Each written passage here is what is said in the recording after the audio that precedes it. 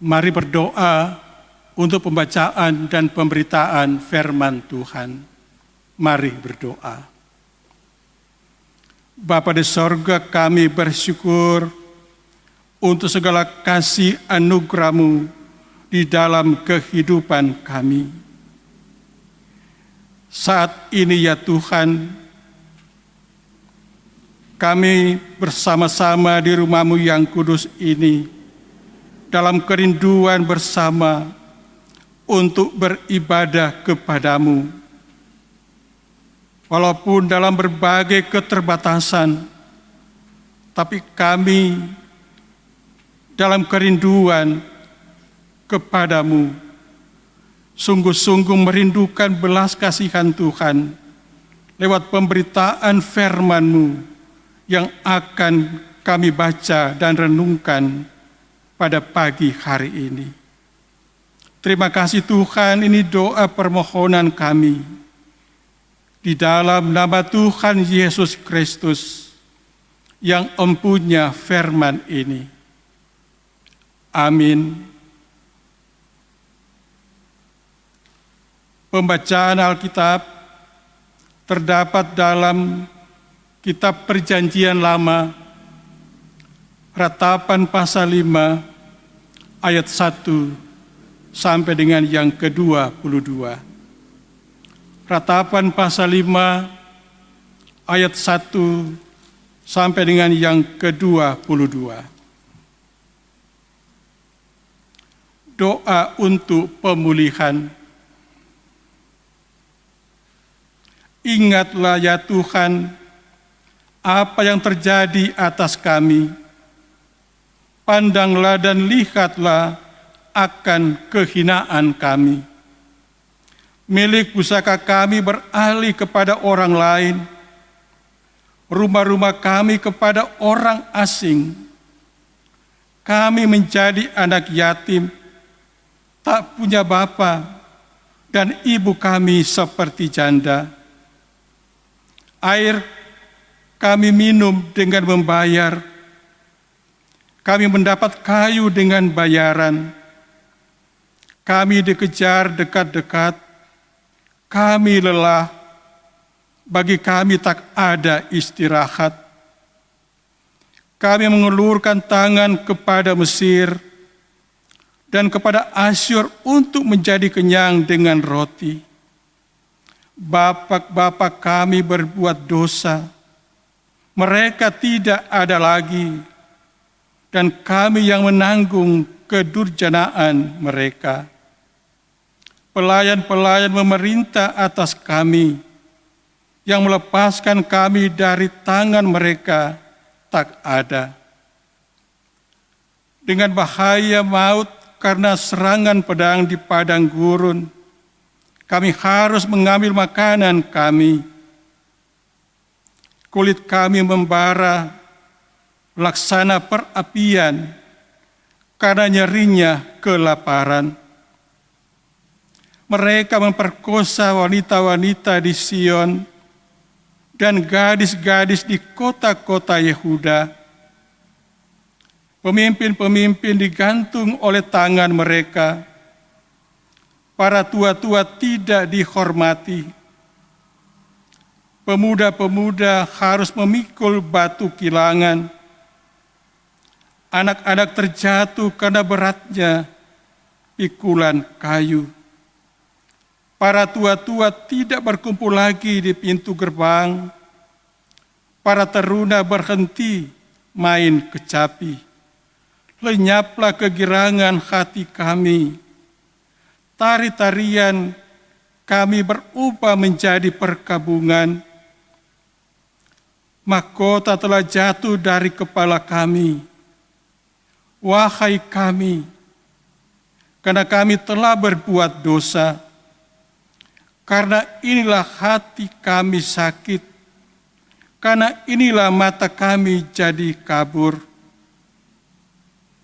Karena bukit Sion yang tandus, di mana anjing-anjing hutan berkeliaran.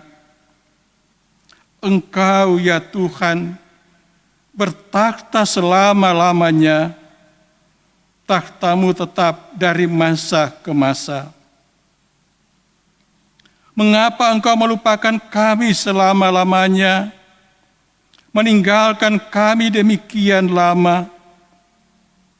Bawalah kami kembali kepadamu, ya Tuhan, maka kami akan kembali.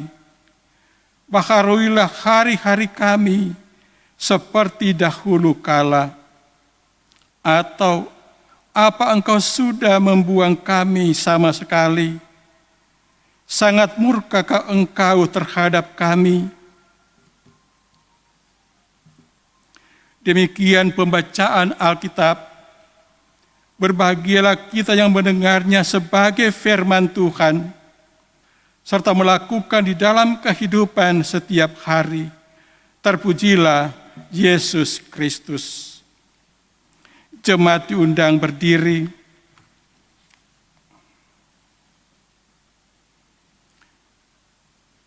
Marilah kita menyatakan iman kita dengan mengucapkan bersama-sama pengakuan iman rasuli. Kita mulai.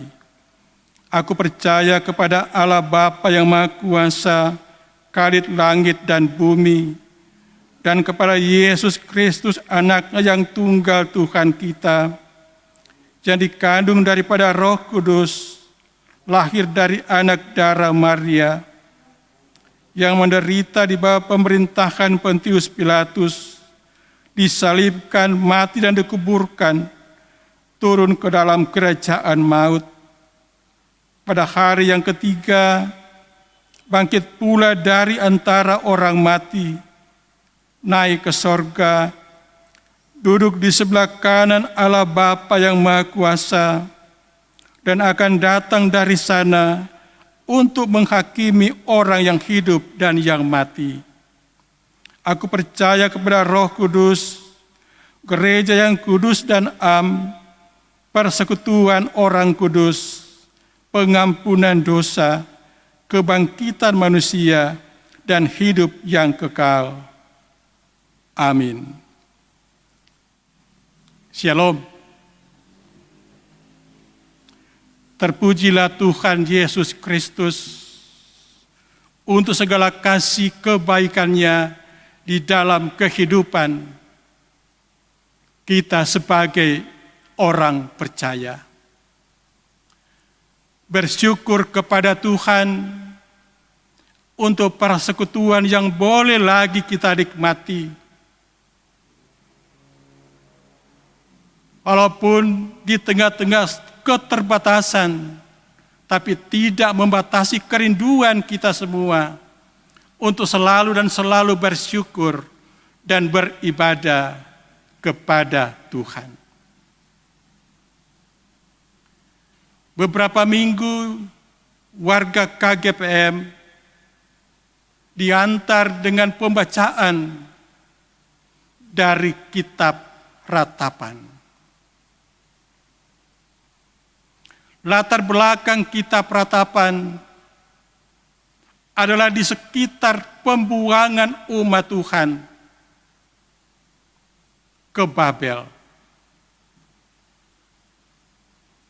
Kita tahu bersama bagaimana penderitaan yang dirasakan umat Tuhan ketika mereka diangkut ke Babel. Nah, saudara-saudara yang diberkati Tuhan, kitab Ratapan adalah ungkapan hati atau ungkapan perasaan dari seorang yang melihat dan menyaksikan langsung bagaimana hancurnya kota Yerusalem, bagaimana hancurnya umat Tuhan oleh serangan Nebukadnezar, Raja Babel. Lebih menyedihkan lagi adalah sebagian umat Tuhan harus diangkut, dibawa dalam pembuangan ke negeri Babel. Ini bagaikan sesuatu yang tidak mungkin atau mustahil. Bagaimana bangsa pilihan Tuhan dipermalukan oleh bangsa yang tidak mengenal Tuhan, bangsa Babel. Bagaimana mungkin kota Yerusalem sebagai kota yang suci hancur berantakan oleh bala tentara Nebukadnezar.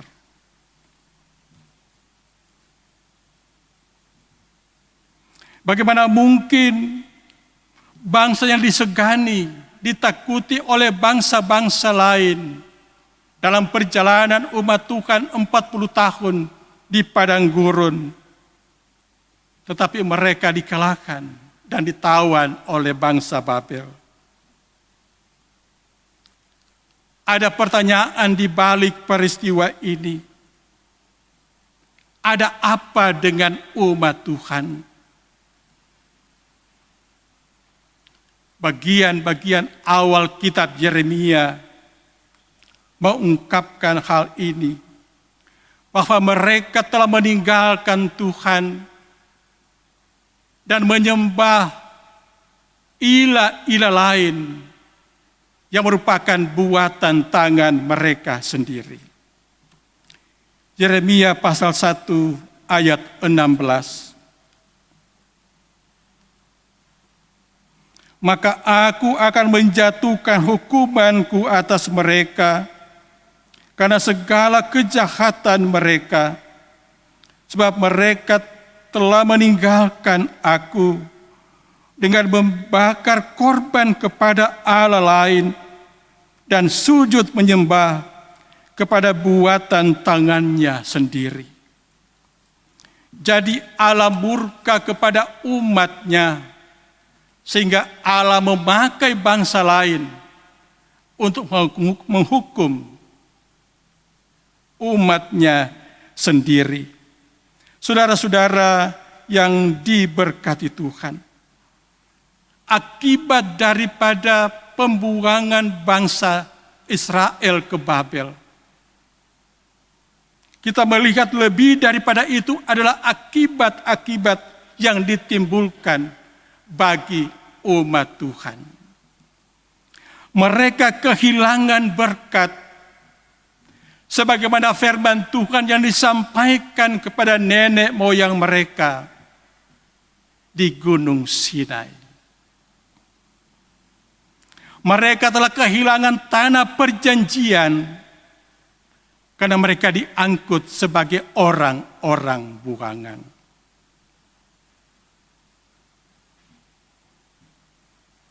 Nah, dengan demikian, selanjutnya kita dapat melihat mereka juga kehilangan kesejahteraan, kehilangan kelimpahan, dan kehilangan kemakmuran.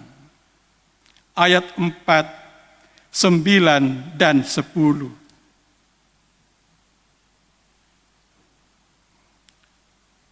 Mereka bagaikan anak yatim. Ayat yang ketiga, yang menggambarkan putusnya hubungan mereka sebagai umat Allah dengan Allah mereka sendiri.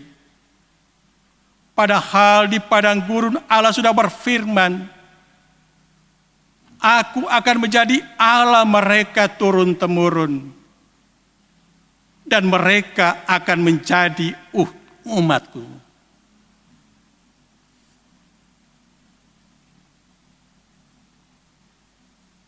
Mereka kehilangan kebebasan beraktivitas. Ayat yang kelima, mereka kehilangan martabat sebagai suatu bangsa yang besar, bangsa pilihan Tuhan, yang keluar merdeka dari penjajahan dan perbudakan Mesir. Jadi Bapak Ibu yang diberkati Tuhan, kehidupan umat Tuhan berada pada titik terendah dari kekuatan kemampuan selayaknya sebagai umat Tuhan atau juga sebagai manusia.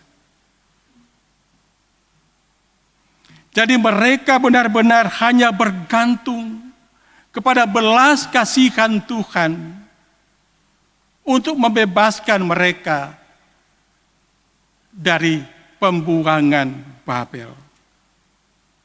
Saudara-saudara sekalian, kalau kita melihat ayat 2 sampai 18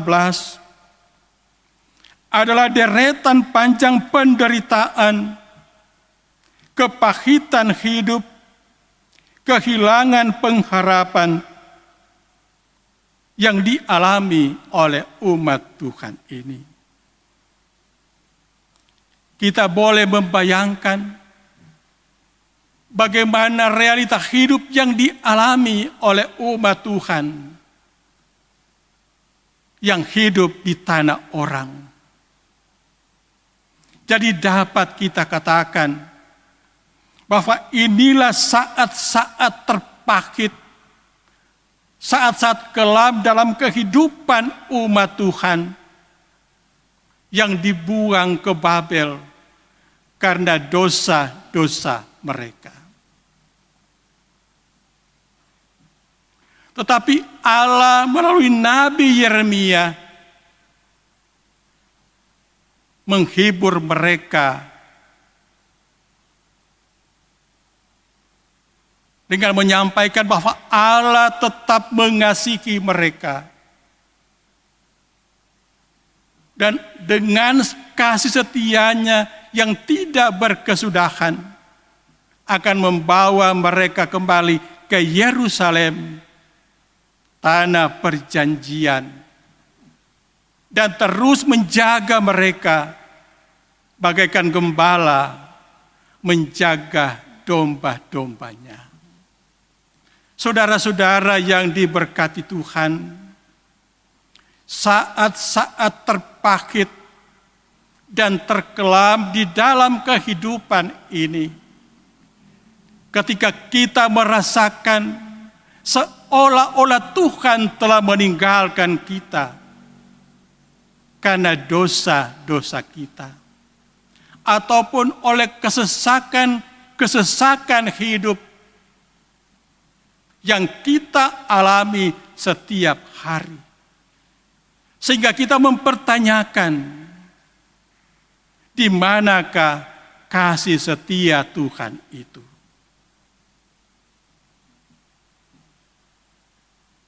Sebagai manusia, kita tidak dapat melakukan suatu apapun yang membuat Tuhan lebih mengasihi kita. Sebagai manusia, kita tidak dapat melakukan sesuatu apapun yang dapat mengurangi kasih Tuhan kepada kita. Karena kasih setia Tuhan kekal selama-lamanya, kata firman Tuhan.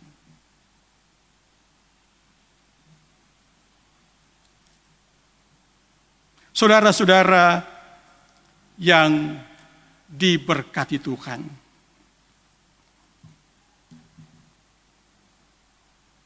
bertolak dari hal-hal yang sedemikian, maka kesadaran akan kasih inilah membuat kita sebagai manusia mengerti bahwa Allah selalu sedia dan siap menolong kita. Ada punggungnya yang siap menggendong kita ketika kita lelah berjalan. Ada tangannya yang kuat dan kokoh yang menopang kita ketika kita terjatuh. Ada hatinya yang peduli akan segala persoalan dan penderitaan kita. Dengan demikian, Tuhan menyadarkan kita bahwa hanya Dialah yang kita perlukan dalam situasi apapun di dalam perjalanan hidup yang Tuhan anugerahkan di dalam kehidupan ini. Ada pertanyaan bagi kita. Apakah kita masih meragukan kasih setia Tuhan di dalam kehidupan ini? Ratapan pasal 3, mari kita lihat. Ayat 22. Tak berkesudahan kasih setia Tuhan, tak habis-habisnya rahmat-Nya. Tak berkesudahan kasih setia Tuhan di dalam kehidupan kita. Bahkan sebagai orang percaya kepada Tuhan Yesus Kristus, Tuhan Yesus memberikan penguatan dan kepastian bagi kita sebagai orang yang percaya kepadanya, bahwa kepadaku telah diberikan segala kuasa di sorga dan di bumi. Luar biasa firman Tuhan ini. Tuhan Yesus sebelum naik ke sorga, memproklamirkan dirinya, memberikan kepastian kepada orang percaya, bahwa Yesus yang kita sembah, kepadanya diberikan segala kuasa di sorga dan di bumi. Jemaat yang diberkati Tuhan, realita hidup kita saat ini mungkin bagaikan suasana kehidupan umat Tuhan di tanah Babel. Penderitaan, beban hidup, kelaparan, pergumulan, apalagi dengan ancaman COVID-19. Di mana-mana kita melihat ada kekhawatiran, ada ketakutan, putus asa, hilang pengharapan yang dialami oleh manusia sekarang ini, bahkan sampai di seluruh dunia. Ada kekhawatiran dan ketakutan yang luar biasa mengancam hidup kita. Ada apa dengan kita sebagai umat Tuhan? Di media sosial, orang semua melihat dan membaca hal-hal yang memprihatinkan. 2 anak ditemukan oleh petugas dalam keadaan lemah karena beberapa hari tidak makan. Seorang ibu mencuri 3 telur di supermarket karena 2 hari tidak makan bersama anaknya. Seorang bapak mencuri ubi kayu di kebun orang karena lapar. Banyak karyawan yang di PHK dan dirumahkan.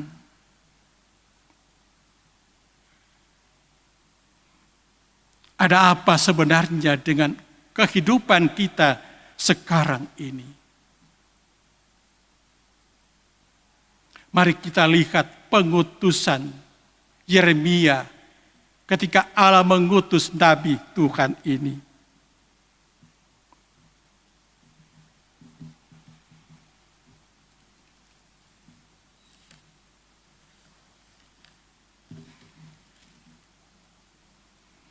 Tetapi kepada siapapun engkau kuutus, haruslah engkau pergi, dan apapun yang kuperintahkan kepadamu, haruslah kau sampaikan. Saudara-saudara yang diberkati Tuhan, situasi yang dialami seperti yang disampaikan tadi, Masih ada kekuatan yang boleh kita andalkan dalam kehidupan ini. Seperti kata pujian, sebab Allah mengerti, Allah peduli segala persoalan yang kita hadapi. Nah, kalau kita hubungkan dengan pengutusan Yeremia yang kita baca tadi, pasal 1.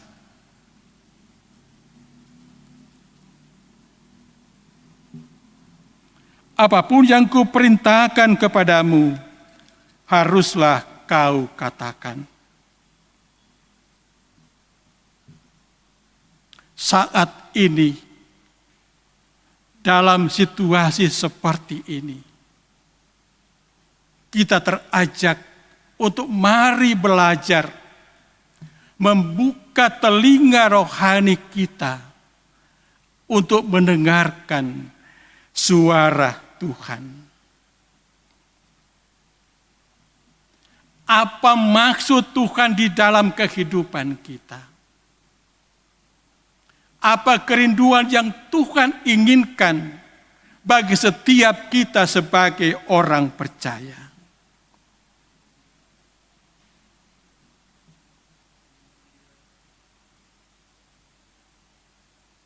Masa-masa sekarang ini kalau kita mau jujur,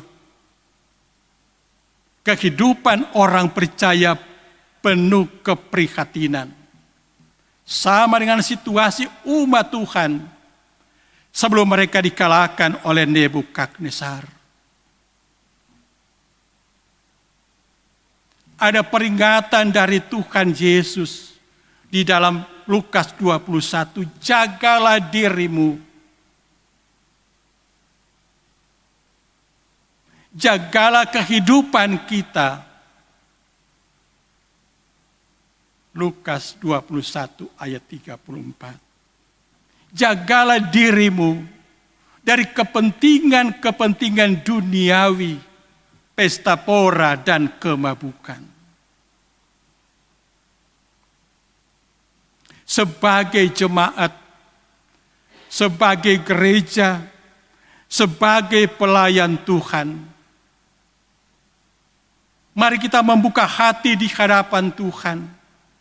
Apa maunya Tuhan di dalam kehidupan kita saat ini?